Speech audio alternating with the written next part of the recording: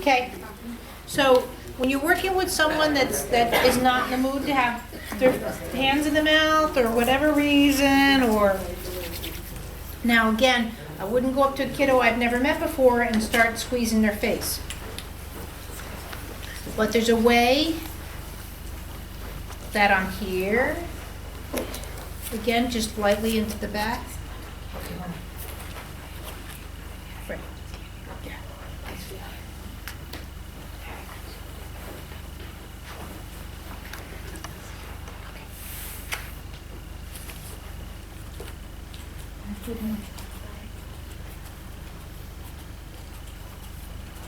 Now I can go all the way down her spine.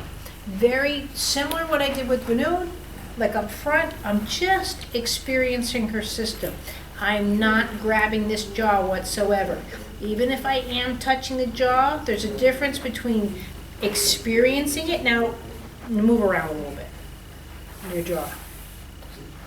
Whatever. So, kids move and do things, and they'll look up and they'll look down. I go for a ride, but I don't try and bring them back tone.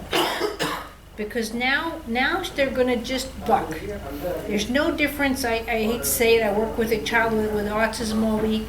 You get a very animal instinct, and it's usually push away, go anything like this. If I try and say, I'm always going for a ride. So I'm either here.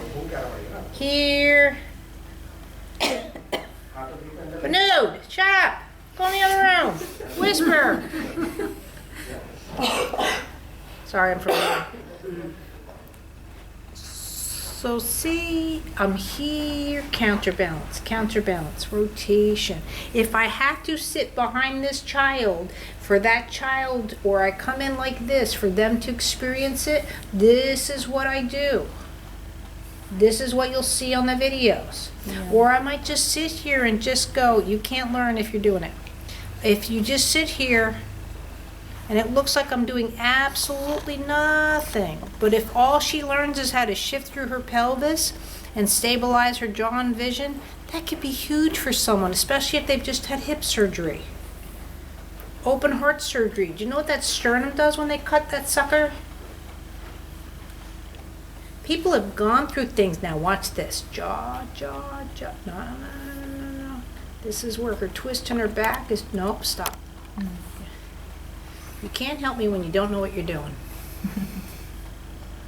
So see how this is very difficult for her chest cavity to come around the back of her vestibular or her spine in a rotation there and stay in pronation. But this is getting off the floor. If she's on the floor on all fours, for her system to come back and bring this pelvis back, you can see how this is compromised for her in this position.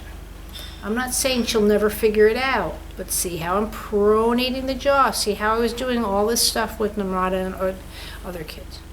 Now I can go into that rotation and woo. And then I can go down into, see how again I'm stabilizing. Now if I wanted to work with torque, and guess what? I can do that.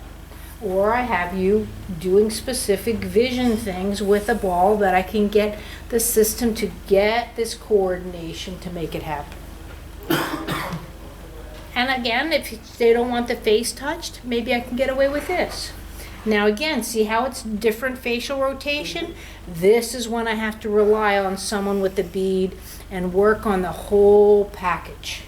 Does that make more sense how I do a lot of that two-man team, or I ask the mom to do a certain thing, No, I pay very attention, even with her stroking a beard or whatever. I want to use every movement a child's doing to my advantage, to increase her vestibular. That's why it doesn't look like I'm doing anything. If she's just sitting here doing fine motor skills, guess what I'm doing? I'm doing very fine gross motor. And I'm just in here, and I'm just in here, and I might be in here. Doesn't look like I'm, but look at how much more they're able to find their system, why they're doing these things. Versus back here, do you know what I mean? Or I say, sit up straight. Well, she doesn't even want to play with her hand anymore. You know what I mean? So these are just different habits that you're used to. I just feel I've figured out a way that makes a child play, but play more successfully. But if she's suddenly here and she startles, do you know what I mean? Or she goes, hypertonic, she's got to recover her system first. She can't stay on task. So I'm not saying I need to be here for the next 20 years. But when I see the system get more successful in such a way, then maybe I can come over here. Or maybe I can come back and entertain just a finger to create a different kind of vestibular response. You know what I mean? Maybe I can come up here and work on those neck functions. So see how I have stayed with all these principles of touch that I've just taught you? I'm just doing them in different ways. And doing these in different ways. But now if she's eating a strawberry at the same time, or M&Ms, or what the heck are those hot damn things you can't give kids here? You're not listening to Back home it's goldfish. Here it's like, my child's not talking. Well, they can't even breathe after eating those things. But they love them nevertheless. Go figure. But like I said, I think they're ruining American kids with this bland Gerber palate, no salt, no nothing, and our children don't know what cumin is maybe until they're 15. So, and then maybe I can start this. Just see how you can just start getting creative depending on who you're working with. Does that help your question? Who has any more questions from this weekend? Anything? Go for it. Thank you. So you come here and ask the question. Please. Yeah. I wanted to know about... One thing to ask it and then to feel it. Oh, okay. Now she's jumping. I wanted to know about when you said certain movements bring a shortening of the neck. Right. Whereas the actual movement of the neck without the shortening. Right. Yeah. So again, if I go anywhere where I'm too much on the vestibular and I ask her to look up, that's a shortening of the neck right there. Okay? So if I wanted to just change my hand position a little bit, so look up. See how I watch to where she's with her sit bone. Now some kids, again, will go too far, so shorten the neck. Okay, will go too far. So I make judgment call of that. And then I come back here. And then I might now switch. And again, offer vestibular, so just look up to, and so I stay where they're successful. So that's one way. And again, this is new to her, so I just hang out. Or I can come, switch my hands around, and ask you to look up. So now I'm actually lengthening the back more. I'm lifting her up, sort of what we just did with the palate. I'm using even her ponytail. So now, like we did last week, I hold the neck a little bit longer and I allow the chest and the back to find the chair. See the difference between a startling back and just falling into the chair for some? Come back down here, slide my hand here. See, I'm on the shoulder with my abdomen. And now feel sitting up.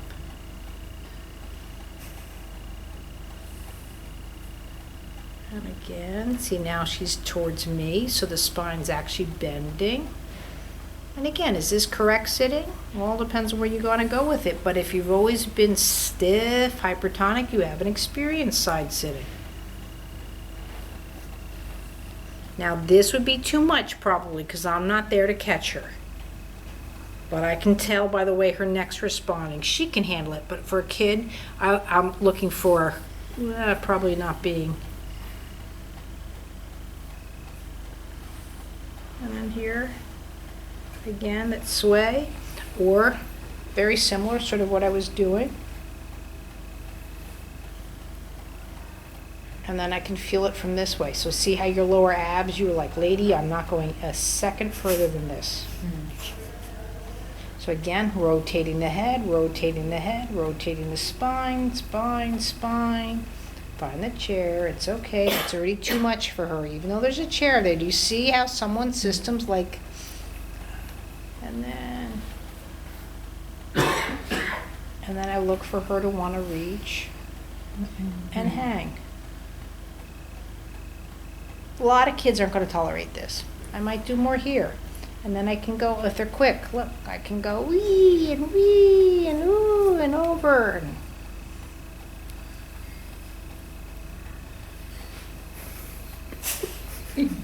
But this way, there we go.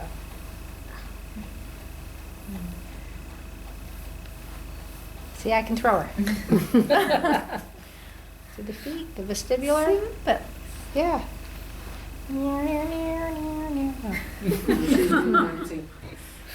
This is like swinging. Well, that's your wave machine. That's what a vestibular should feel like. But see how at that moment there's no startle. Now if I put her on a surfboard and try to do that, now she's going to have to be dealing with that sensation and that into her system to deal with it. But I do it here, and then maybe in toe kneeling, and then maybe up to one ankle and bringing it, and then bringing the foot up and, eventually but it's that same sensation. Thank you. Does that answer? Yeah, but I want to see the video. I don't know how I do. It doesn't matter how you look. How did you feel? Awesome. That's what I want to see. Yeah. So what, you want to see what awesome looks like? So how does that feel walking around though? I don't know. I don't feel I'm walking. Yeah, I'm not paying attention actually. Yeah. But now you're more in the moment. Yeah. Instead that's what of I mean. doing an action. I'm not concentrating on Why should you? my walk. Yeah. You have to concentrate on what you're doing. You're still in learning. Once you can move past that, then you're just doing it. You're experiencing. Just a total different. Most people are much more in a learning phase and an immature phase of doing something, especially foot function, that they even realize. Now to think of it, even my ankles were going. Yeah. You were just reacting to my stimuli. That's it. It's very rare to happen in an adult. Any other questions? For the oral functions, how do we work from outside apart from this which you showed? Anything else which can work on the tongue movements? Well, yeah, so sit here.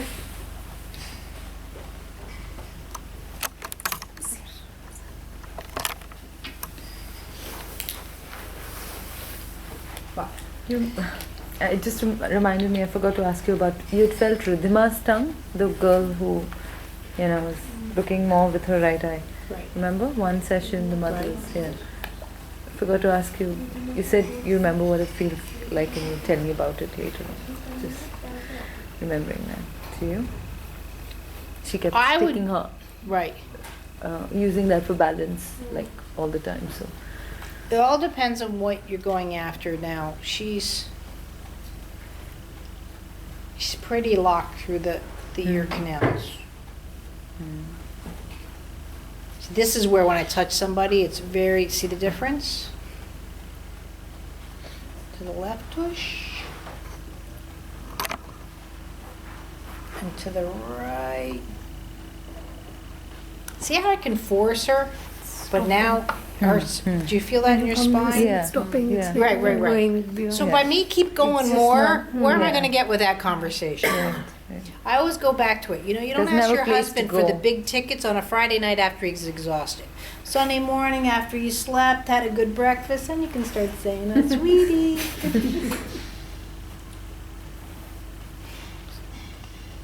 Sorry, it's not that a man doesn't think the same way. They just blur. Now, feel I can't bend your neck. See how coming back is an issue for you. Do you feel that? Yes, yes, no, no. Can you guys see it? That What she's is that? Come again? See how you're like holding your breath and all of that, and coming back is difficult for you in this position. There is pressure on the Right. airways here. Yeah, yeah.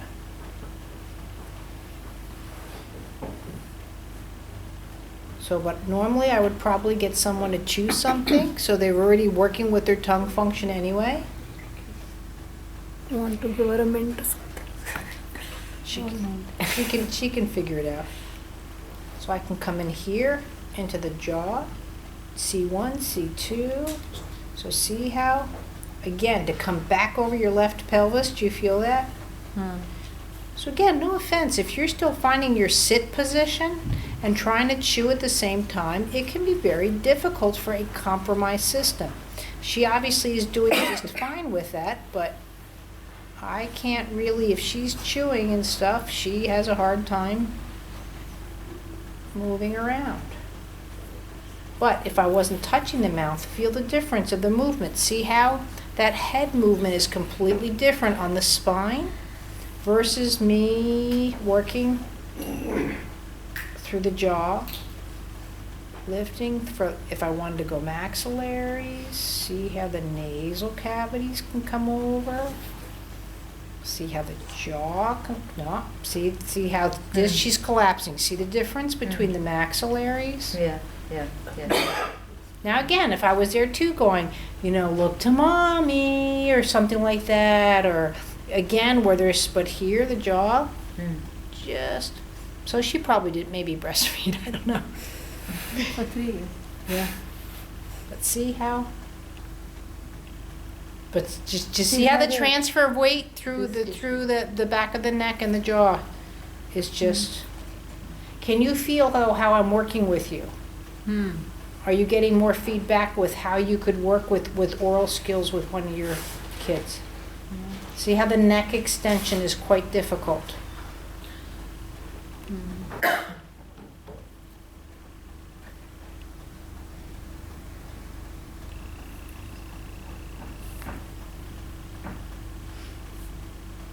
Does that help answer your question a bit more?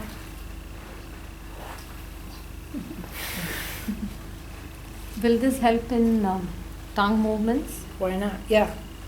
Like that's what I was saying with chewing and stuff like that, because For a child who's not chewing, we want, children who are only on semi-solids, we want them to start chewing. again, you have to just play with their system. Any movement or options you can improve to movement.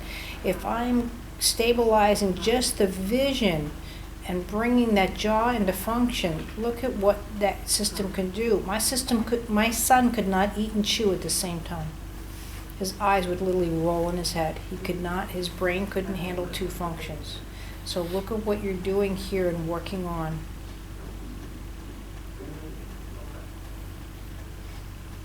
You have to start learning how the person you're working with and what their system is moving like.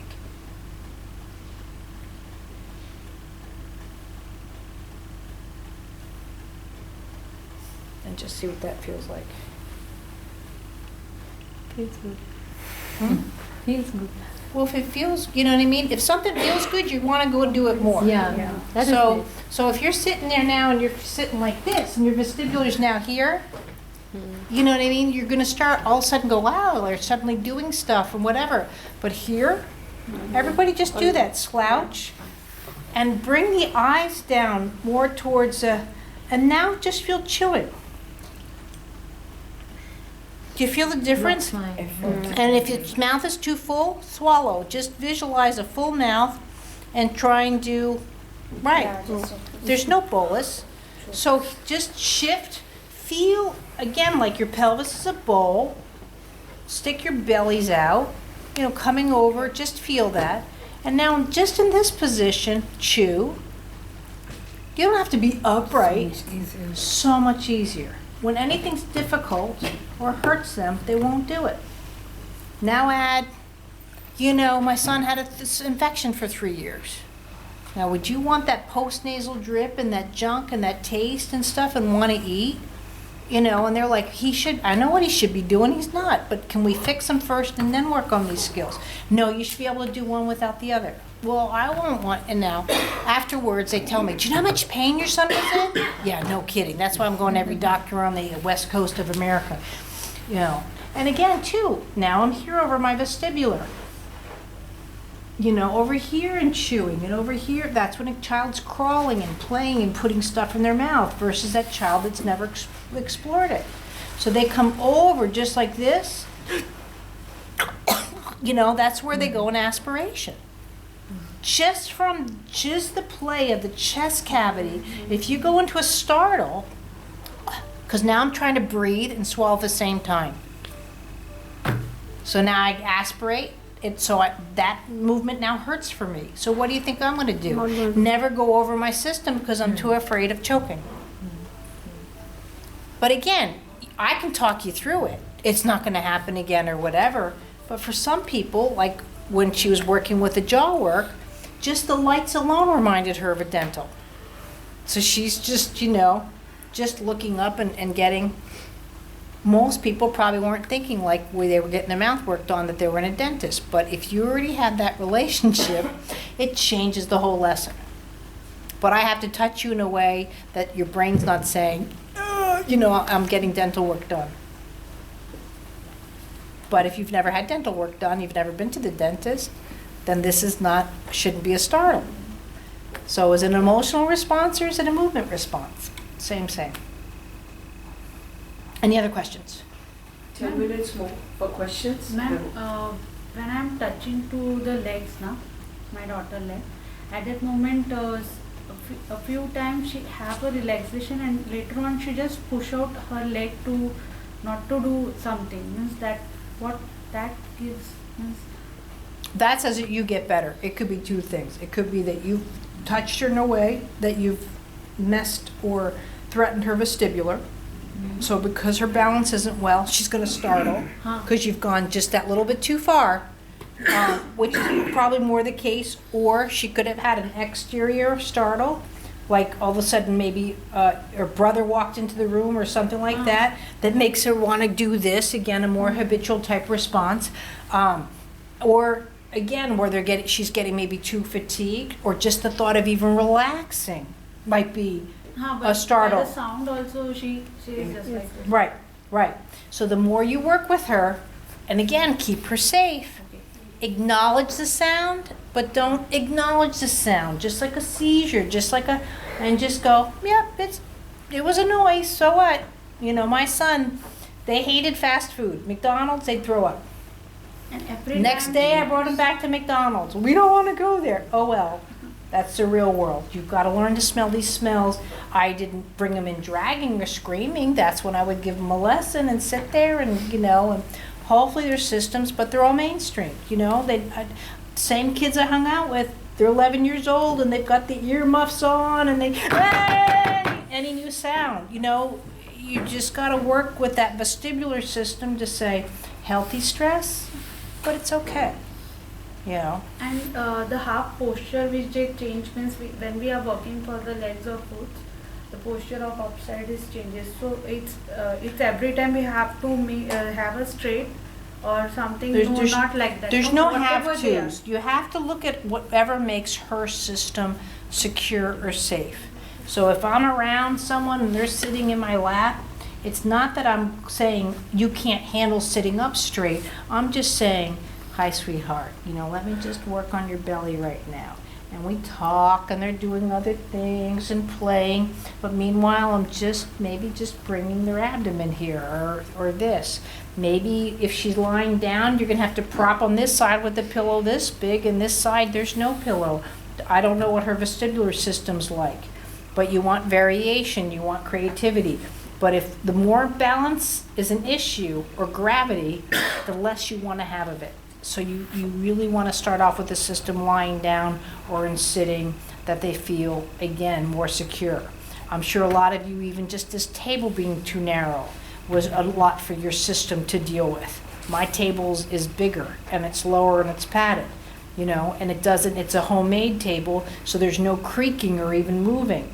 Some people, especially adults, don't want to get on a table and it goes, you know, because they're thinking, is this going to hold me? So that will supersede my touch. Why not? You know?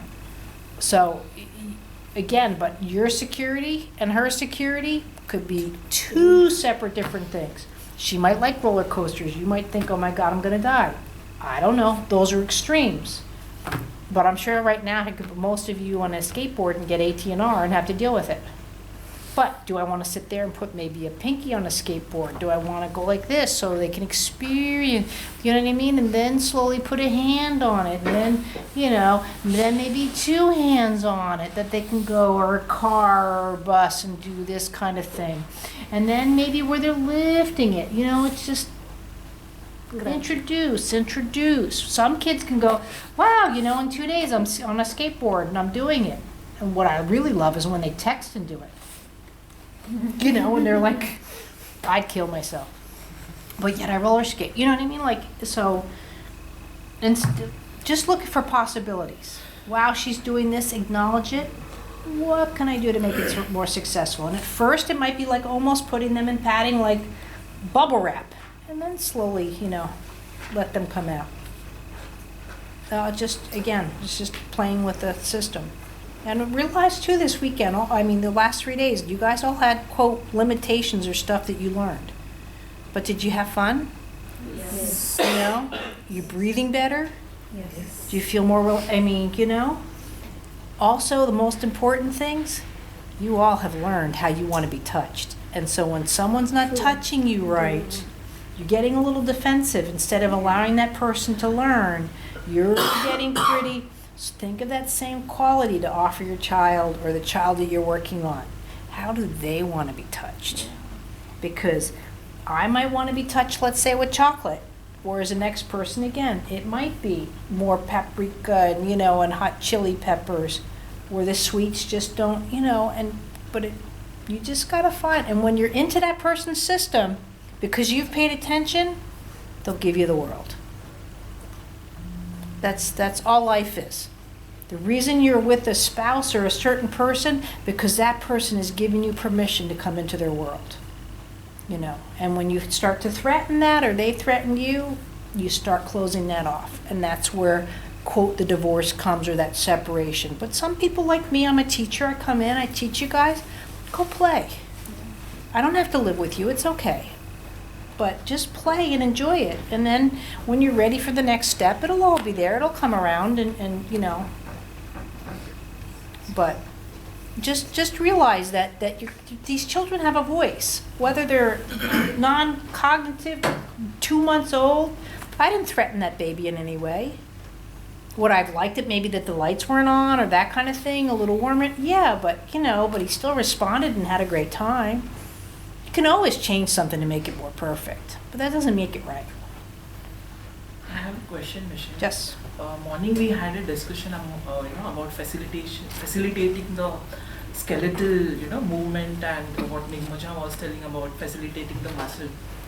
And I was just trying to contemplate, and I just want to do a clinical case. If we have a child who is walking on toes with a little spasticity on a higher, on the higher side, considering both the TAs are spastic, and about your, opinion about AFOs or any form of sprinting might compromise with the movement experience in the overall body. So in that case, like as a physio or as a protocol, we work on strengthening the muscle and modulating the spasticity to correct the gait, posture and balance.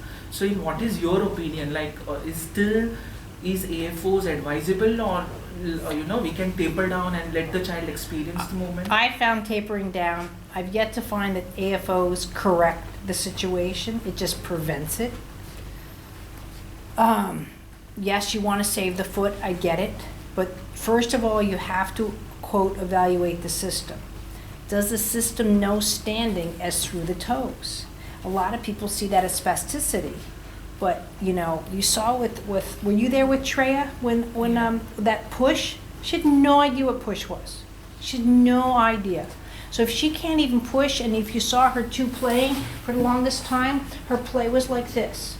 She did not know standing, even though she was standing and walking, to know that force of standing through the foot. So to say if someone's spastic, first of all, is this standing to them? Because if So this but is... in cases of dynamic spasticity, they have it, a Yeah, good standing but balance. still, you have to look at the system. Even if they're spastic, is this standing to them? Okay? Because if they're trying to stand on their toes, and now I have more balance issues, yes, I'm giving you these results. So when you're touching, you have to see, do they know what it's like to go through the heel?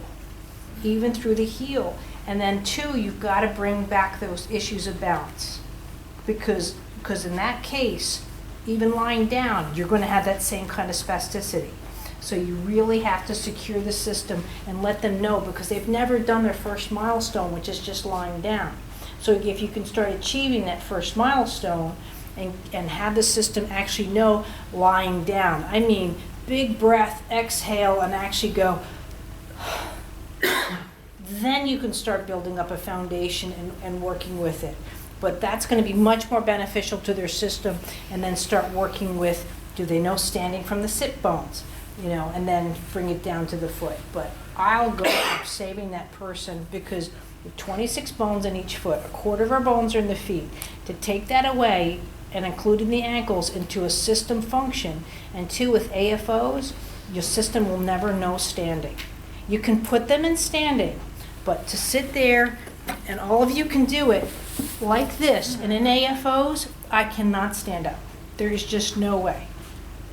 Pulling myself, that is not the same thing as a cognitive function of standing. Yeah, but then how do you prevent the muscle shortening which is happening due to the Yeah, pathology? so or children maybe, who are walking and all. so maybe, yeah. But you're still going back to the muscles control, but I'd have to see the system. I can tell you they don't have balance. The more you improve the balance, the spasticity is going to lessen. But don't you think the balance is because of the actual muscle imbalance which is causing those postural No, look, go imbalances back to issues? where the baby was. That baby, to work with it and the system that you have didn't breathe properly at birth, so therefore didn't get that opposition to gravity, and at the same time went into a muscle patterning, which babies are not meant to have, which then prevented that system to learn counterbalance and balance. So you have to go back to the foundation and the cognitive development of how the brain is supposed to formulate, instead of going at it from you with the finished brain, trying to go backwards into their system. So let them appreciate it and go into it and bring that down. Aren't you starting to see the differences in Namrata and how she's coming down in her spasticity? I've only been here for 5 days. I haven't, quote, changed her muscle tonus. I haven't, quote, changed her ability or strength. Not in 5 days. I haven't worked her out. I haven't done any of that. But are you starting to see her system actually come down and start sitting? So maybe I would have needed 3 weeks here or a month. But to give up on that conversation after just in 5 days at 12 years old, to see the changes in her system mathematically, not by touch or woo-woo, but mathematically, look at the changes in her system, to not continue that conversation, because no offense, mathematically, she hasn't had those changes up to now. If so, she would have graduated out of it. A 12-year-old shouldn't be drooling still. But suddenly she stopped drooling. It wasn't because I touched one button. I offered her system a safety, so she didn't have to worry about being so spastic all the time trying to do, and she just was like, and when you get that breath back, guess what? Your hands don't, I'm not saying she's never going to be spastic, but just try it.